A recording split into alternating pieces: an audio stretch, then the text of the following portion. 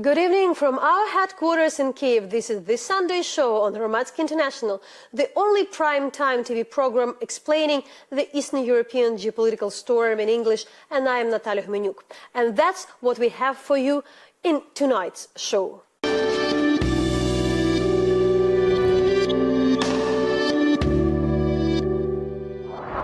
What accusations of corruption inside Ukraine's corruption prevention agency mean? How social media changed the way we fight wars and altered modern politics. Freed Crimean Tatar leaders speak. Does the planned Nord Stream 2 pipeline threaten to make Europe overly dependent on Russian natural gas? Is the Transnistrian leadership ready to talk reintegration with Moldova?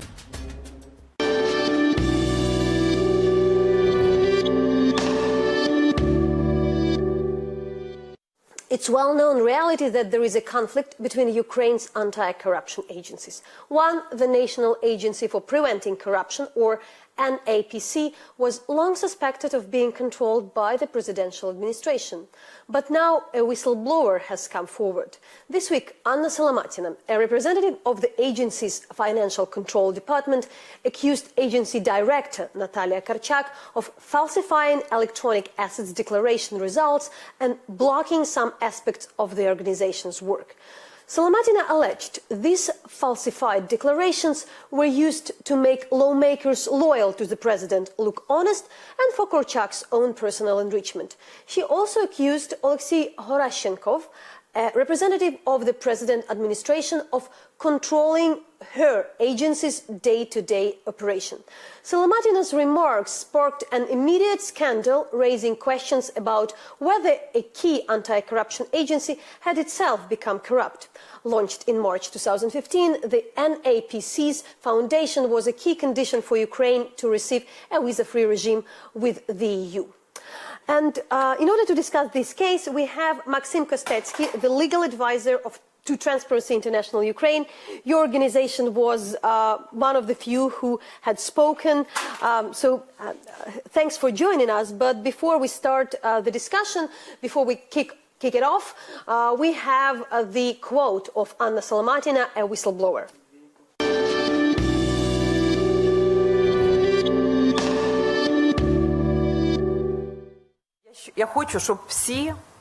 I want everyone to know that in reality the e-declaration process is being used for covering up officials who are loyal to the government, punishing the ones who are disloyal, and enriching the head of the NAPC and its members. The results of the inspections of declarations are being falsified in the way that is favorable to the NAPC leadership. I want to tell you right away that before appealing to the lawmakers who invited me here today, I took all the documents about the corruption in NAPC to the General Prosecutor's office, but for reasons unexplained to me, the documents have been returned to the NAPC without consideration. So I had no other choice than to appeal to Ukraine's National Anti-Corruption Bureau. I testified and provided NAPC detectives with all the materials. But in order to prevent the same turn of events as with the General Prosecutor's Office, I made a decision to ask lawmakers to help investigate this information and make sure it reaches the public. What does the public need to know? NAPC is not an independent body and is fully controlled by the government. I've been summoned to the presidential administration, to the so-called curator of NAPC, with two of my colleagues this September. He suggested we show all the inspection results and all the decisions we're about to make to them for consideration first, and only after show them to NAPC. I rejected this proposal. At the end of September, they tried that again, and I said no again. After that, on September 25th, the head of the NAPC, without consulting any NAPC members first, illegally appointed a person loyal to her to control my department. After that, all the documents in my department had to be approved by this so-called controller.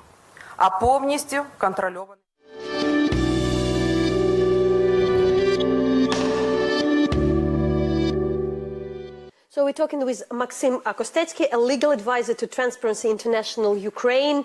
To add that the National Agency for Preventing Corruption deny all the allegations. We'll talk about that later, what quotes we have from them. How would you describe the case? What is important about it? Good day. Well, first of all, it is important to remember that the National Agency for Prevention of Corruption was created in order to actually prevent corruption. And as you already mentioned, in 2015, the launch of this institution was one of the preconditions for the visa-free regime of Ukraine. Unfortunately, since its launch in 2015, the agency did not fulfill its obligations as it was supposed to be. And unfortunately, the people who were in charge of doing the functions that are prescribed to National Agency on preventing corruptions did not fulfill their duties. Well, first of all, it is important to understand that the person who is now becoming a whistleblower comes from an agency that is supposed to protect whistleblowers, which means that it is kind of an irony here. And we need to understand that the person, which is Anna Solomatina, was the first whistleblower from the anti-corruption agency since 2014, and the information she provided is extremely crucial.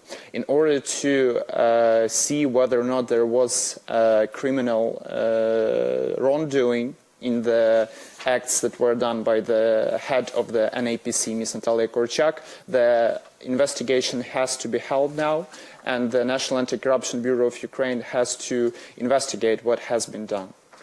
We should say that later President Poroshenko's spokesman Sviatoslav Tsegolko wrote on Twitter that the information that this kind of a conflict between two agencies intensified over the last few days and is absolutely unacceptable. And to add something and explain, here at Hromadske, we're definitely following the case. And we approached numbers of agencies, and for a while we're trying to invite the members of the present administration to the studio. As well, we know that it's way easier to talk to the anti-corruption activists. They are pretty well present in the English-speaking world. There are the people who are speaking against National Agency for Preventing Corruption. We also ask them to speak, but what we know from our sources, their decision is to go to the court and not really be public with the case. But I suggest we now listen to the answer of the National Agency for Preventing Corruption.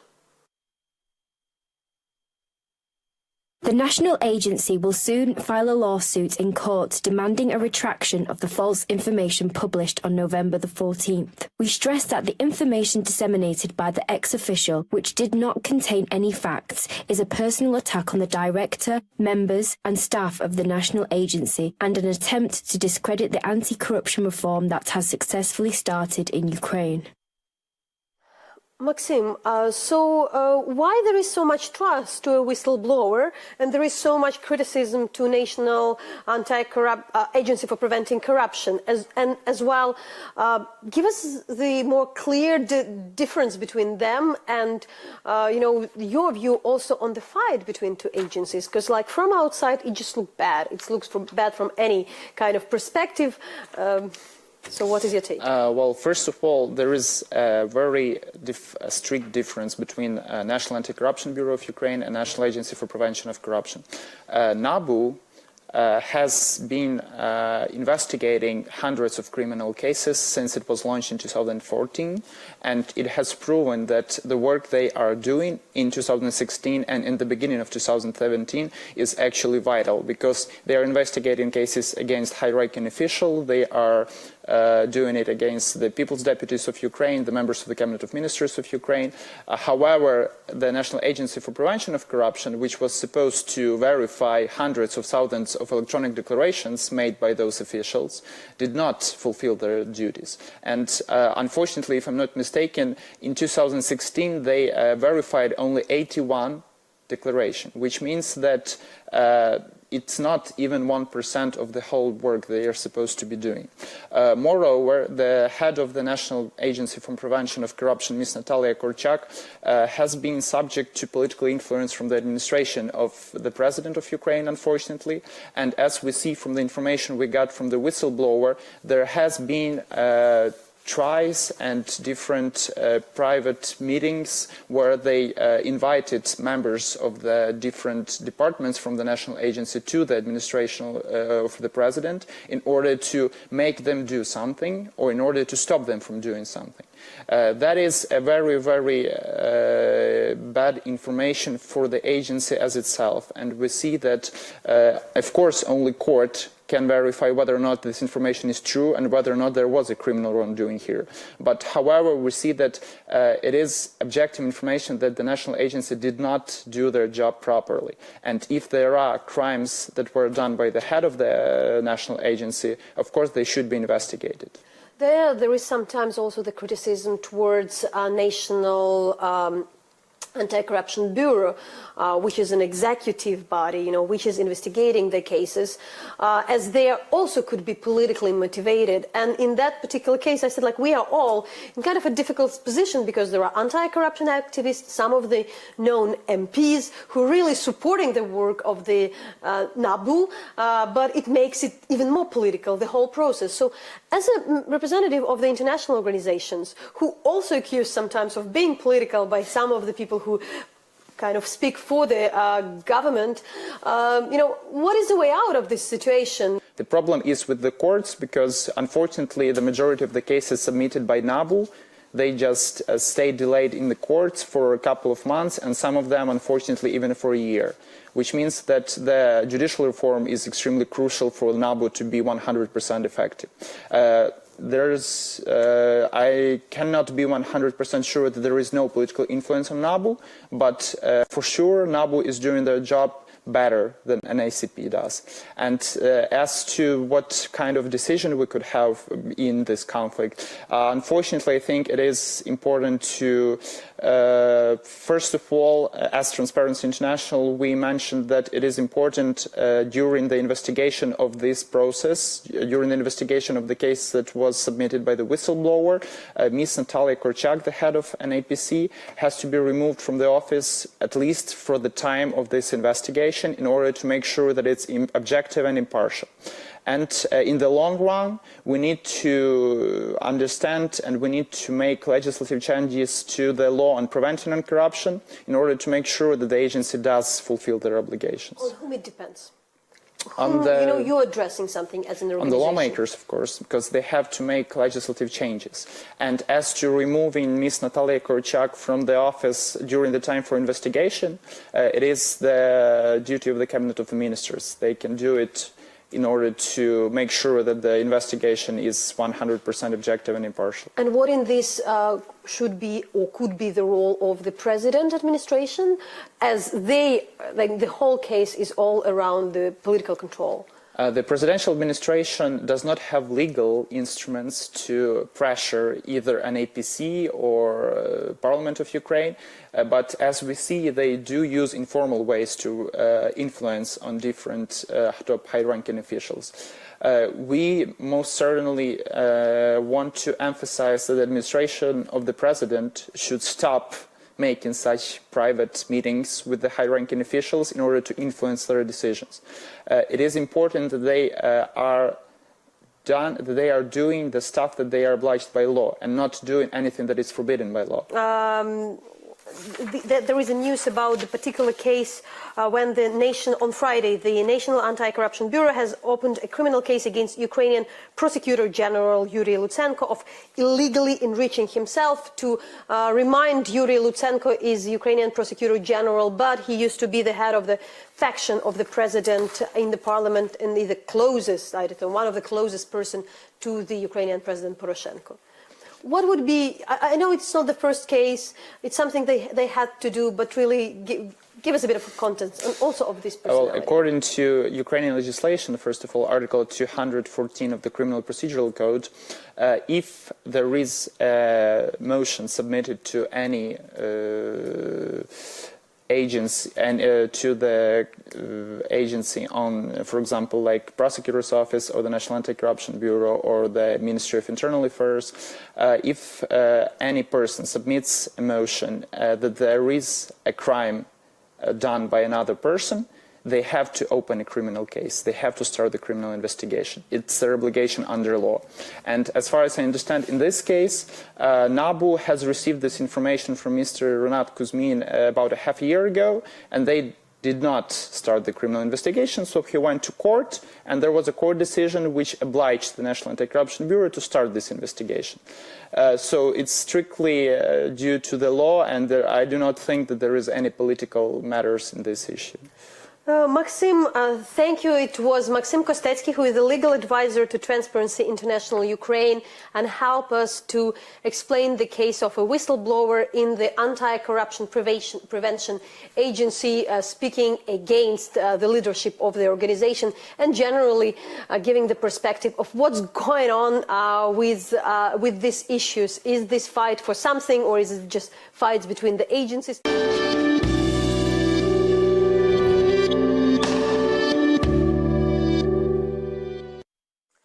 For the full versions of our interviews and reports, please go to our webpage en.hromadske.ua, and also go to the social media, Twitter and Facebook, search Hromadske International.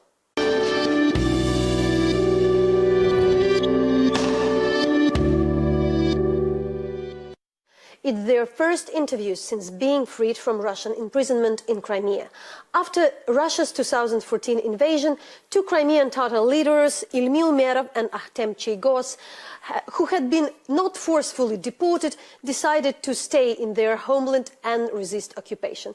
Yet later they've been arrested. Last month they have been freed after the negotiations between Russian President Vladimir Putin and Turkish President Recep Tayyip Erdogan. Crimean Tatars see Turkey as a brother nation, and there is a large Tatar diaspora in the country. We have talked both to Ilmil Merov and Akhtem Cheygos, and first that's interview with him. Akhtem Cheygos was a deputy chairman of the Crimean Tatar Majlis Assembly, who had spent more than 2.5 years in prison. He was accused of organizing mass riots at the first day of the Russian invasion, still in February 2014, despite the video evidence indicating he was calming the protesters. I had a chance to talk to Akhtem Cheygos during that events in March 2014. Later, we couldn't speak to him because he was behind the bars. So I'm absolutely happy that my colleagues had managed to talk to him in this studio and while he is freed.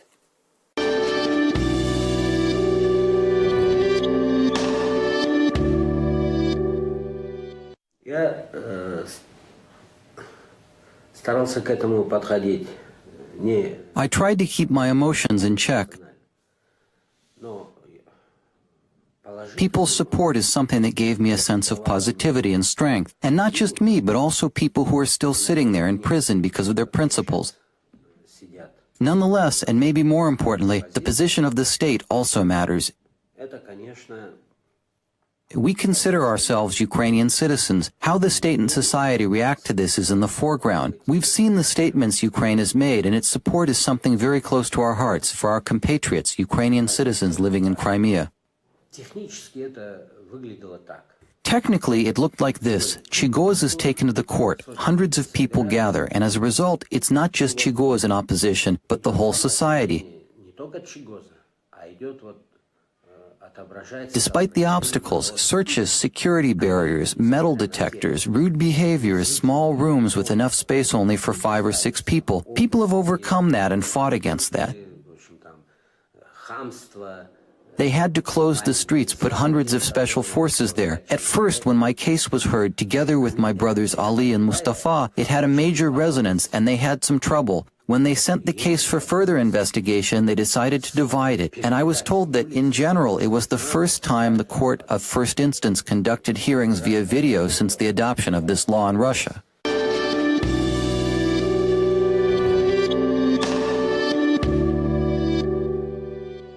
Since its occupation of Crimea, Russia has continued to silence opponents of its regime on the Ukrainian peninsula through what has been touted as the series of war crimes, which include enforced disappearance and fabricated charges of extremism and terrorism.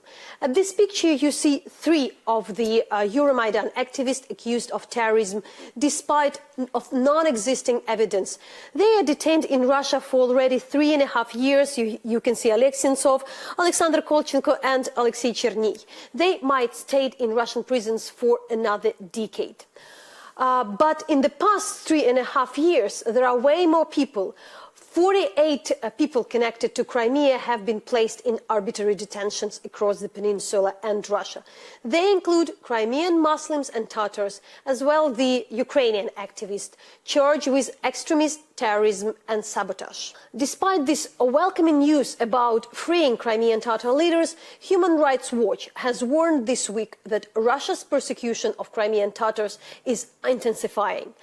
Yet we would like to hear to Ilmi Umerov, who is one of the most respected person in the peninsula. He was under the home arrest due to deteriorating health condition, and after coming first to Turkey, then to Kiev, is hoping to return home.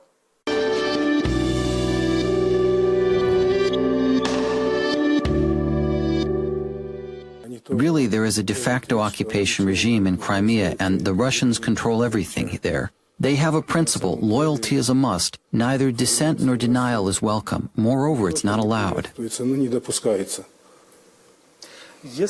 During the 3 years of annexation, who disappointed you the most and who surprised you?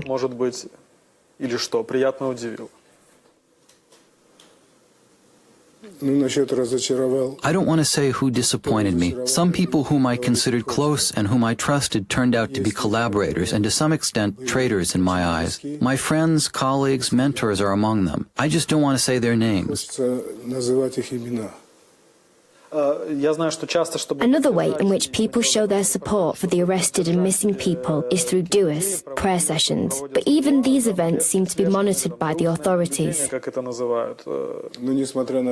Despite the fact that we're constantly under surveillance, that's one thing that's not forbidden. The authorities simply can't ban praying. Well, you can't call praying an unauthorized rally.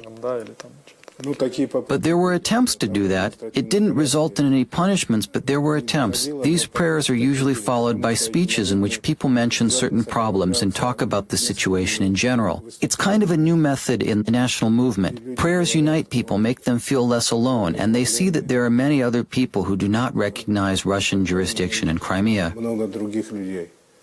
Is it hard being monitored in this way? Do they try to hide it?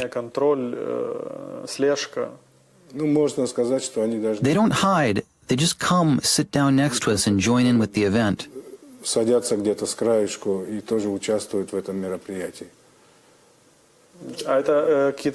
Are they locals? Usually they're people from the Federal Security Services or the police. There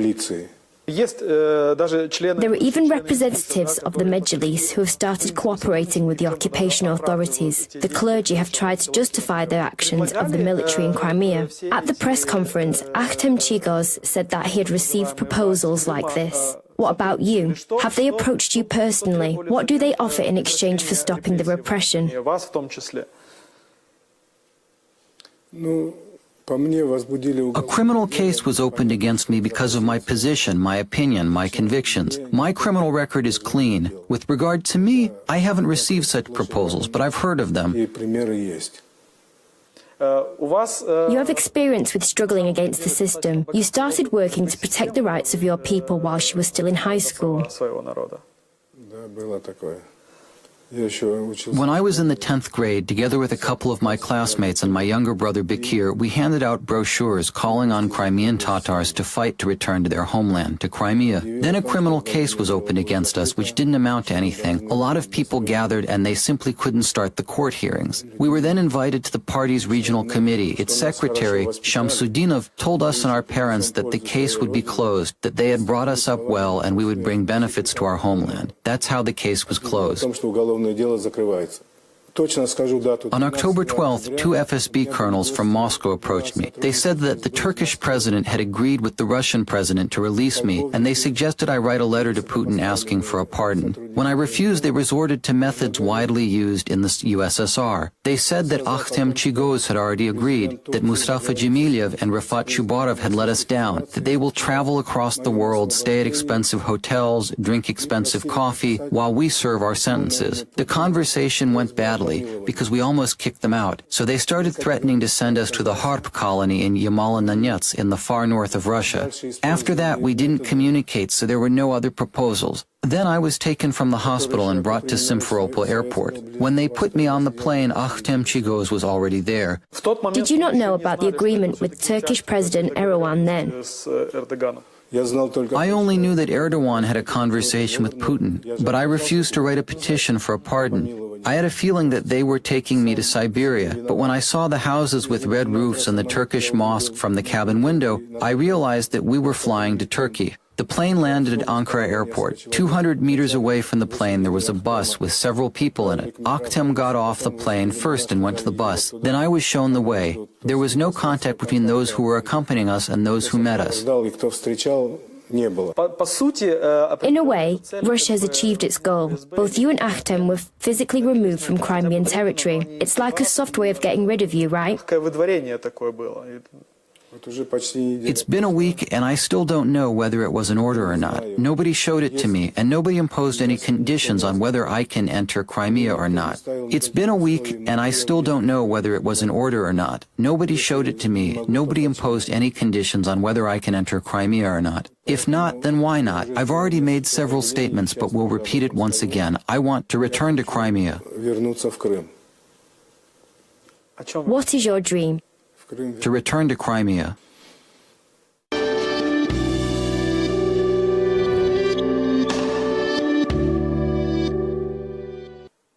It is a reality that Ukraine has lived with for years, but one that has only recently hit the West. Social media weaponized to promote divisive narratives and influence politics. Since the US presidential elections, the French presidential elections, and the Brexit referendum in 2016, Western governments and citizens are growing increasingly aware of the ways Russia has abused social media to sow division and chaos in their societies. But according to veteran foreign correspondent David Patrikarakis, the issue is larger than just Russia. While covering eastern Ukraine, the Islamic State, Israel and Gaza, he saw how social media change the ways we fight and report on wars. Now any person can take part in the conflict from the comfort of their own home. David Patrikarakis spoke with my colleague Matthew Kupfer to explain how social media has changed conflict.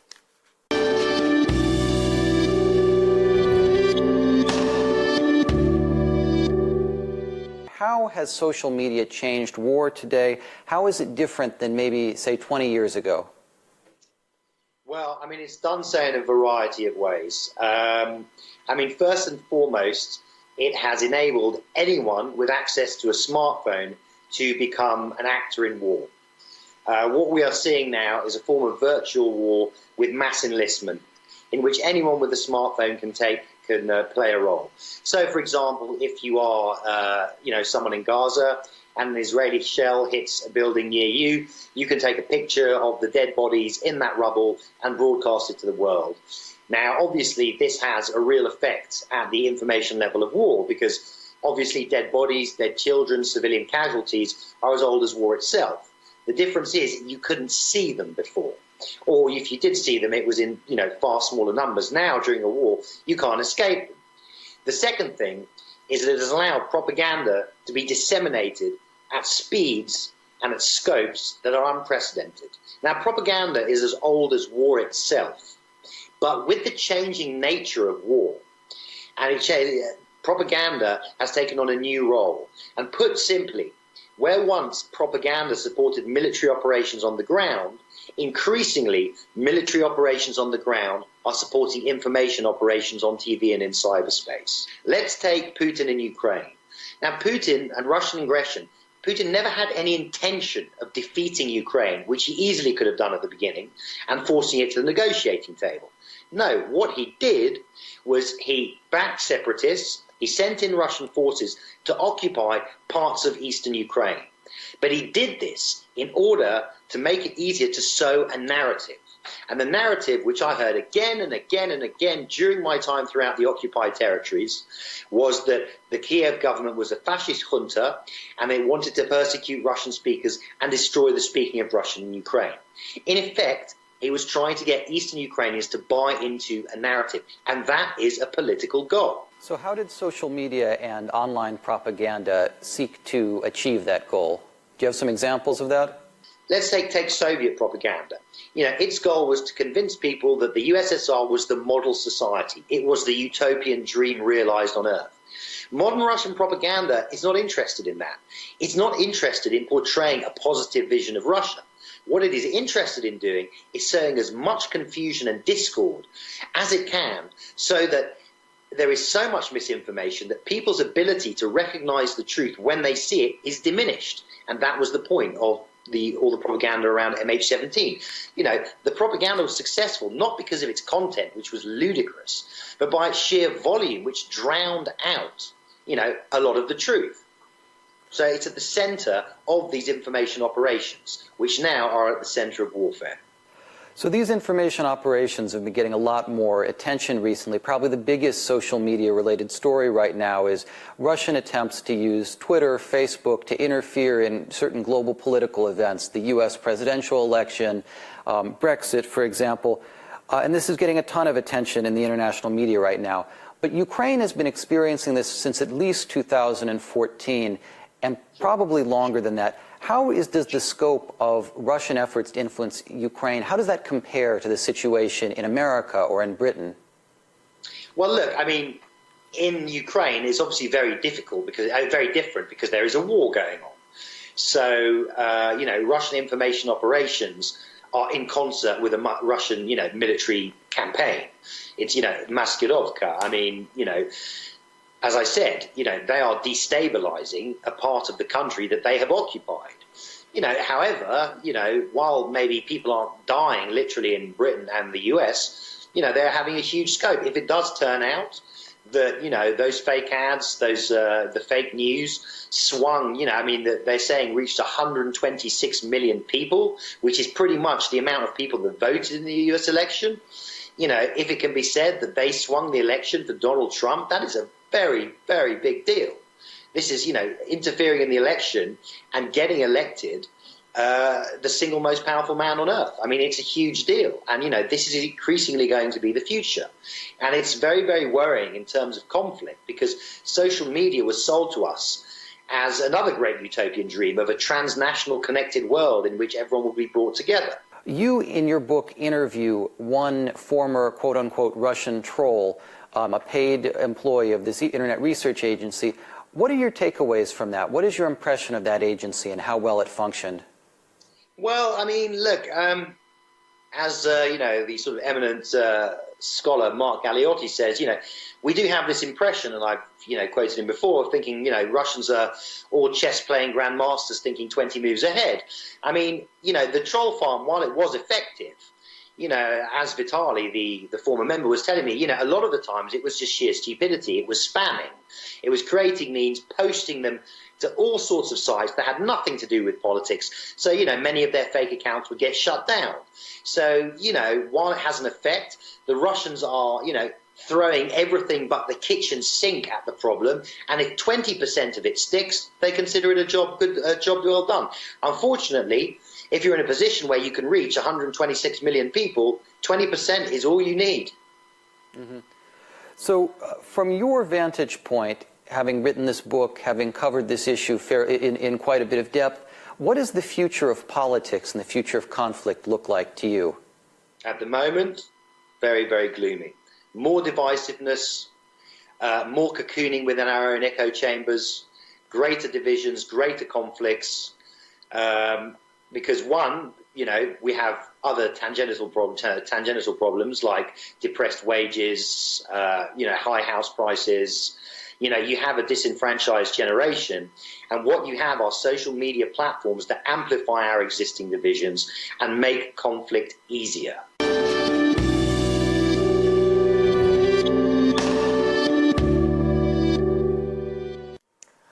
Russia's Nord Stream 2 project is facing further uncertainty with the European Commission, considering new legislation that would affect all gas pipelines entering the European Union.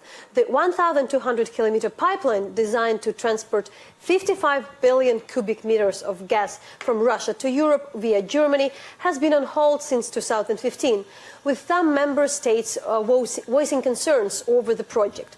Now the European Commission is considering new legislation, new regulation that would unify the directive for all pipelines, which are important, requiring them to operate under the same rules on transparency, efficiency and accessibility. We are joined here in studio by Andriy Chubik, an Executive Director of the Center for Global Studies Strategy 21, to discuss the issue and the context we are speaking. But before we will discuss Nord Stream with Andriy, let's have a look on Maciej Ciesewski, a policy officer at the European Commission, what he has to say on the EU plans at the Nord Stream.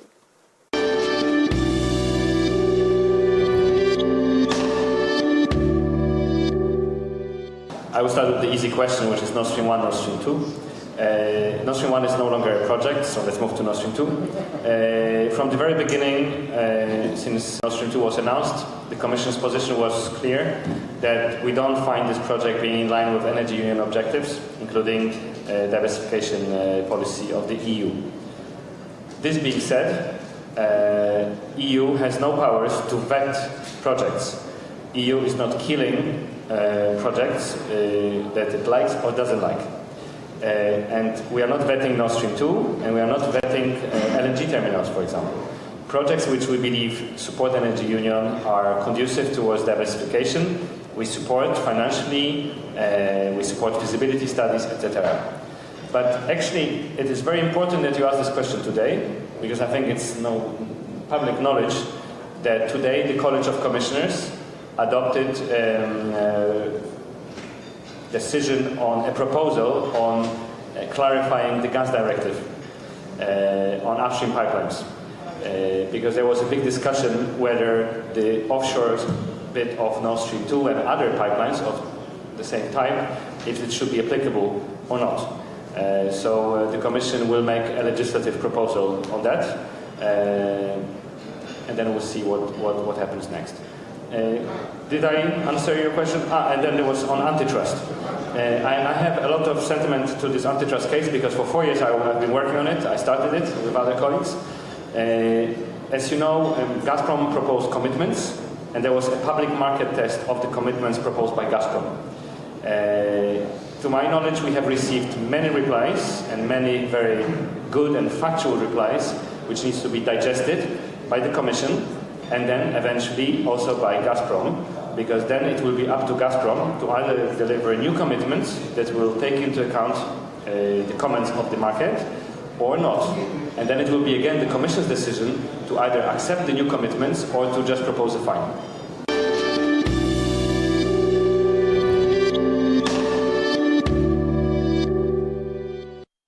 So we have with us Andriy Chubik, who is a senior researcher and executive director for the Center for Global Studies Strategy 21, and in particular researching energy and energy security.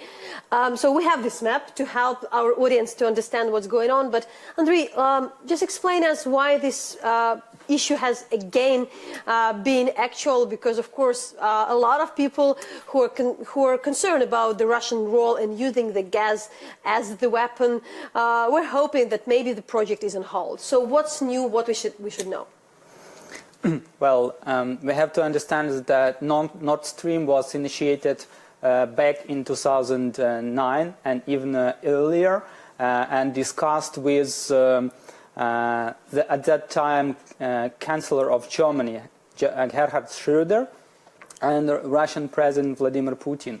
And especially from these two, we have to consider this pipeline as a threat to European Union and to unity, to solidarity among member states. We consider this pipeline as political project, as political tool, and a possibility for Russia to spread corruption and divide and rule European Union and member states. What we really understand, maybe you even show us that there are different perspectives between the different countries. The Central European country like Poland, for instance, and Ukraine are speaking very openly against the project. Yet, for instance, Germany is considering, there are some few countries like, I know, Austria and Czech Republic who also are, let's say, more in favor. So it is a political thing. But can you just, what we should know now, and what do you think this new EU regulations or these talks which we hear now, what impact they would have on the future of the project? How probable it will be built? And I guess Russia will take all possible efforts to implement this project, meaning second part of Nord Stream, so-called Nord Stream 2, and they are doing all possible steps like speaking with top officials, speaking with companies, proposing them different benefits and gifts and so on. We just observed during recent years how even European Commission and Council of Europe, of European Union, changed their minds, their understanding and their opinion about this pipeline, because at certain point they decided, well, it's not in line with European interest to diversify roads and suppliers. But then we observed silence with regard to mentioned already by previous speaker investigation against Gazprom, because at the same time European Commission investigated at least 3 big cases against Gazprom and against 2 big IT companies. And then we have on both IT companies more or less clear decisions, but with regard to Gazprom, still some kind of process. As about Germany, Germany plays a crucial role for the for the solution of the conflict between Russia and Ukraine, and Germany plays a huge role in keeping Europe together to support the sanctions. Wherever we think about that, of course, there are different discussions. Yet, there is a bit of a controversy over that fact that, in particular, this country would be the partner of the project, having all the political context. So what are the reasons there? I think there are a lot of discussion in the European Union, but still, what is your take? We do hope that ongoing or next government in Germany will change a bit their mind on this project and perhaps say, well, we will stop all our deals with Russia with regard to Nord Stream 2, because we expect that social democrats will go from governing status to opposition and will lose a lot of the impact on policy making in Germany. So really, can you shortly maybe explain where we are looking at? We knew a bit of the history of and all the previous, with the decades when we're discussing the project, almost a decade. Well, Russia has quite big support from German companies, because part of companies have direct and quite good contracts, long-term contracts with Russia, with Gazprom. Second issue is that Gazprom owns already part of the shares, and it's about companies which operate and distribute gas in Germany, as well as some companies dealing with storage of gas. Altogether makes this industrial lobby quite strong, and it works in support of this project. And I ask you to remind us what's even happening with the let's say, the South Stream project, in particular the Turkish stream, as we can say. They are different. We would have the meeting of Russian and Turkish president earlier next week. So can you explain a bit of the balance? According to joint efforts, I would say, from European Union, Ukraine and other countries, we succeeded to abandon South Stream as a big Russian project. And Russia lost at that time at least $12 billion because it built already a lot of infrastructure in the south part of the country. Right now they are doing a bit smaller project named Turkish Stream, and especially they started to build the first line towards Turkey, meaning that they will bring then in 1 year perhaps around 15 billion cubic meters of gas to be used in Turkey. And it was a preliminary agreement between both countries. Right now, Russia is interested in getting support for the second line, because second line is supposed to bring the same amount of gas already to be available for southern part of Europe. I mean, for Balkan countries and perhaps for Italy a bit. And the last thing is just to please ask you to put also to explain to our audience, what's really happening, if we can be, short and concise with that, with the energy dependence of Ukraine, dependence on Russia. To what extent we are really not dependent on Russian gas, and not dependent then, and on what we are dependent now? Luckily, we have broken dependency in gas issues to the significant extent. And due to reverse flows, we have a much better situation right now. However, I would ask and call to policymakers, to wide audience, just to prioritize energy efficiency as a very powerful tool to get awake, to be free in next couple of years, more independent in terms of energy consumption and energy utilization. So energy efficiency should be the first priority. Then we have to consider, but quite carefully, about current assets we have from electricity sector, from nuclear sector, from hydro power, and build up very carefully but reliable strategy of their development, because we have to consider perhaps in next years to go out from coal as a fuel for electricity production, and we have to consider future of nuclear powers, because they are to end, at least many of units are supposed to end in 5, 7, 10 years functionality, and build up renewable sector, but in strong combination with efforts to reduce current consumption level. Andriy, thank you. So it was Andriy Chubik, an Executive Director of the Center of Global Studies Strategy 21. But in order to finalize this particular discussion, we also have spoke with Christian Eggenhofer, a Senior Fellow at the Center of European Policy Studies, about the future of Nord Stream 2. Let's have a look.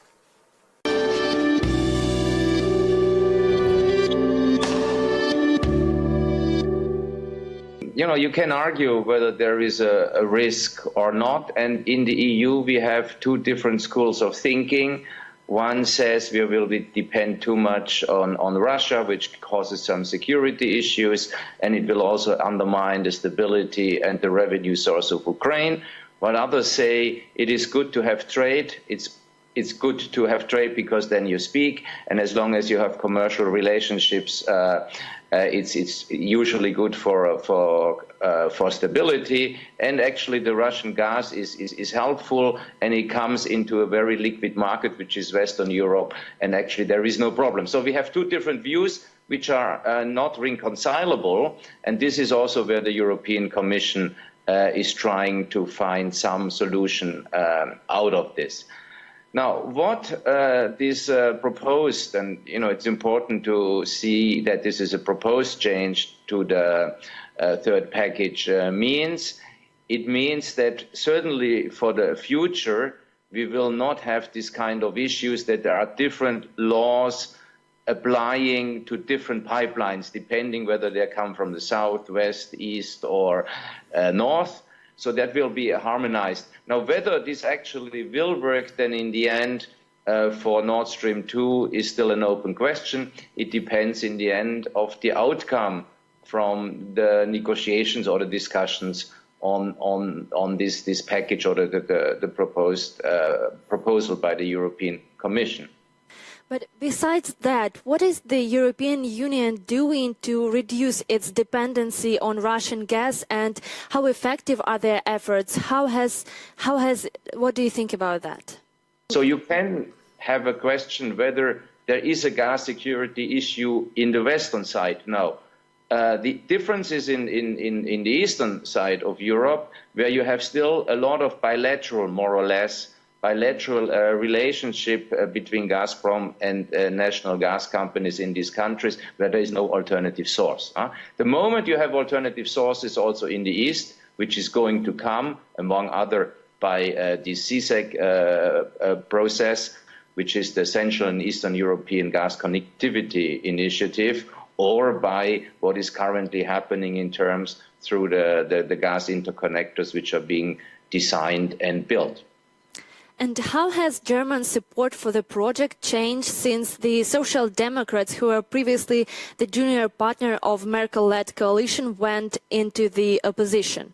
Obviously, the German government is not opposed to this.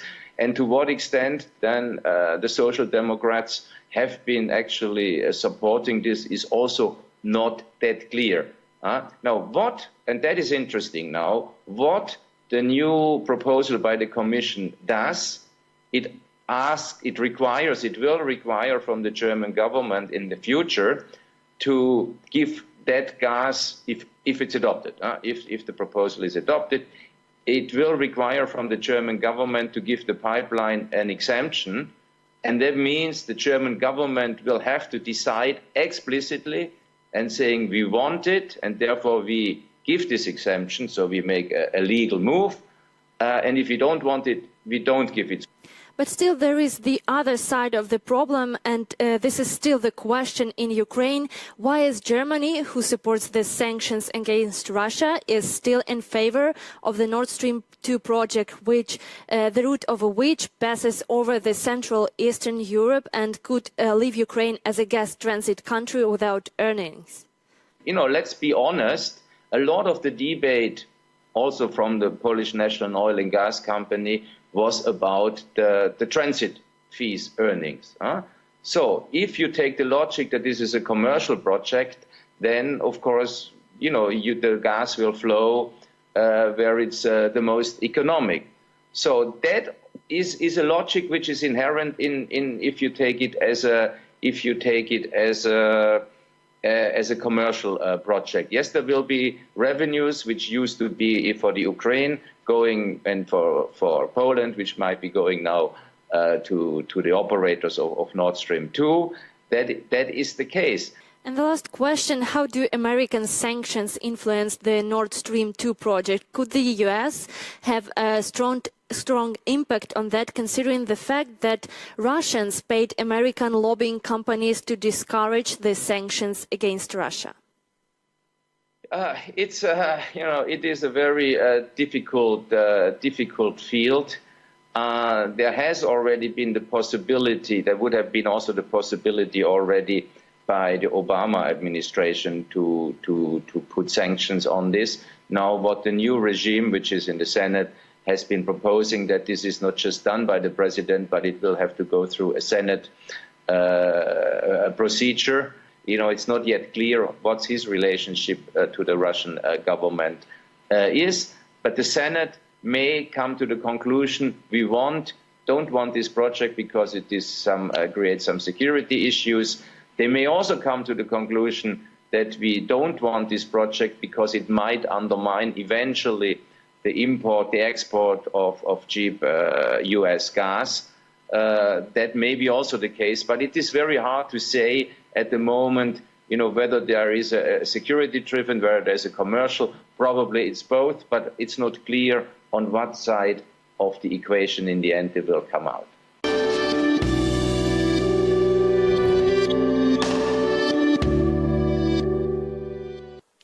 25 years ago, a war erupted in Eastern Europe between Moldova and separatists from the country's eastern edge, a region known as Transnistria.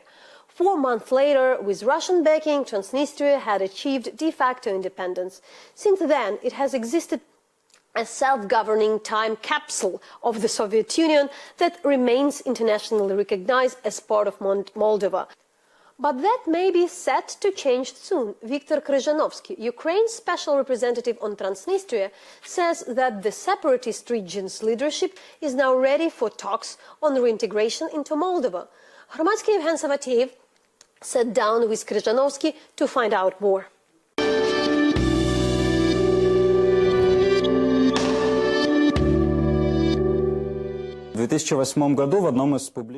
In 2008, you said there were no points of contact between the different sides of this conflict. What about now? Over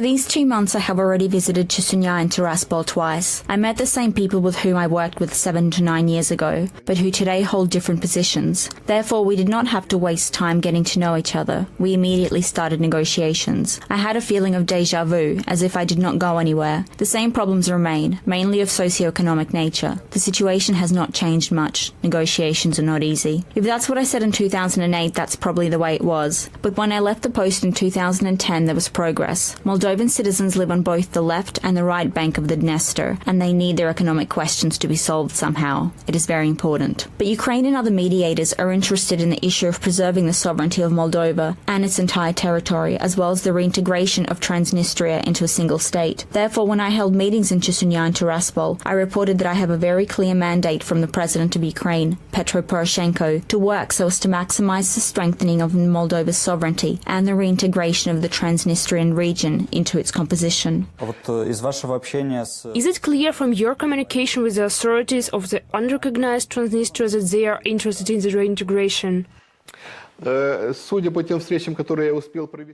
Vadim Krasnoselsky, head of the Unrecognized Republic, and Vitaly Ignatiev, representative of the Unrecognized Republic in the negotiation process within these 2 months. I have a feeling that they are ready to discuss reintegration. They understand that it will not be possible to delay this forever. At some stage they will be held with the help of the Russian Federation, but this won't be happening forever. The new generation of Transnistrians know that they are in an enclave. Imagine their position. Their documents are not recognized. It is unclear who they represent. They want to live in a normal European country. I said to Krasnoselsky, our role is to convince you to sit down at the negotiation table and start seriously talking about the status of your region as part of Moldova. I have a very candid relationship with him. I know him from my first term, when he was Minister of Internal Affairs. I explained to them that now we will be having a more rigid conversation with them because of what is happening with Russia. They say we are ready to speak about the status, but we need a document. What kind of status are you offering? I was a bit confused. It turned out that no one has yet pictured what the status should be. I'm in Chechnya saying, let's speed this up. We need to put something on the negotiations table. Otherwise, the arguments that we have nothing to discuss are really strong. I said that I'm personally ready to work on the documents as much as needed.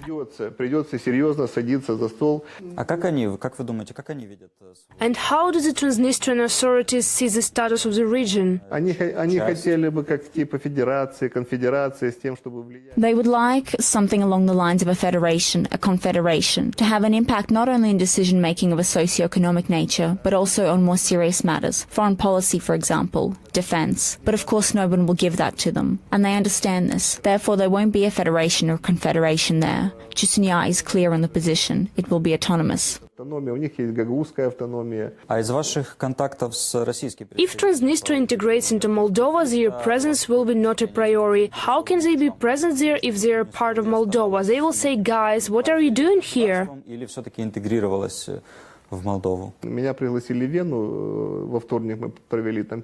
A representative of the Russian Federation, Sergei Gubarev, was supposed to be at the talks in Vienna, but he cancelled the visit. I was going to talk to him. He's also an intermediary. But he did not come when I was there. He arrived the next day. I offered to stay to the Austrians, but they said he wants to speak tete-a-tete. This behavior demonstrates what interests they have. They know our position. They know what I'm taking to Vienna, Chechnya, Tiraspol. Therefore, he has no interest in discussing everything with me, because I will immediately raise a number of questions that he will be embarrassed to hear and have no answer for. Although, of course, we will meet on November 27 in Vienna. Everyone will be there, all sides of the conflict, and mediators and observers.